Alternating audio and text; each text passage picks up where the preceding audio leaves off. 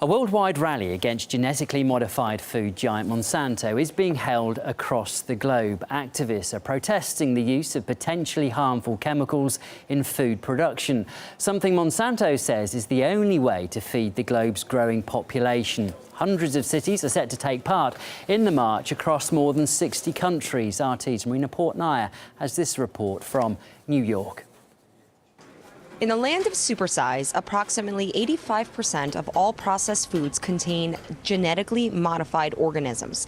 GMO is an acronym that owes its notoriety largely to the agriculture giant Monsanto, a multinational billion-dollar corporation generating global criticism revolving around the safety of its products and growing monopoly over the world's food supply. They're able to patent the genetically modified seeds with a very strong patent, so farmers can only lease the seeds from Monsanto each year, and they can't save the seeds. Researchers have documented dozens of health risks associated with the consumption of modified foods, and the majority of Americans have campaigned for GMO foods to be labeled just like these organic fruits are labeled.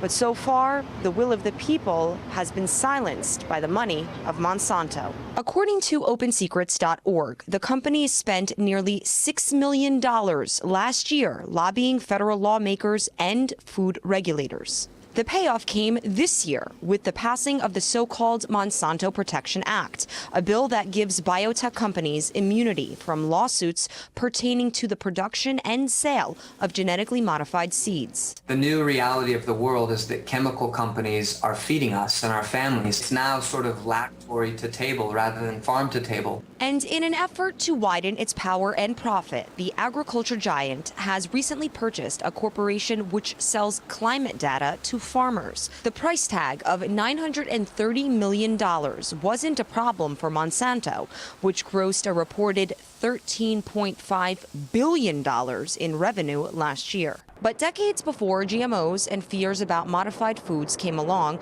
Monsanto was already in business. It helped bring pesticides, Agent Orange, and Terminator seeds to the market. Agent Orange was used by the U.S. military during the Vietnam War, where it's estimated to have killed hundreds of thousands of people.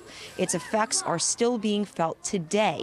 Vietnam says some 500,000 children have suffered birth defects due to herbicide. Monsanto's current practices have ignited protests around the globe. Millions are taking to the streets demanding that big food comes clean by either labeling genetically engineered products or not selling them at all. Marina Portnaya, RT, New York. And Monsanto is not the only GM producer causing concern. We spoke to Colin O'Neill, who is Director of Government Affairs at the Centre for Food Safety in the US. He says such companies have the power to pressure governments worldwide to get their products on the market. These marches are raising awareness about the issue and bringing awareness not only about Monsanto and its influence in agriculture, but also other chemical companies that have become major agribusiness influences on Capitol Hill. I think we see an overwhelming influence in governments, and that really has to do with money. That these are major chemical companies, the top, over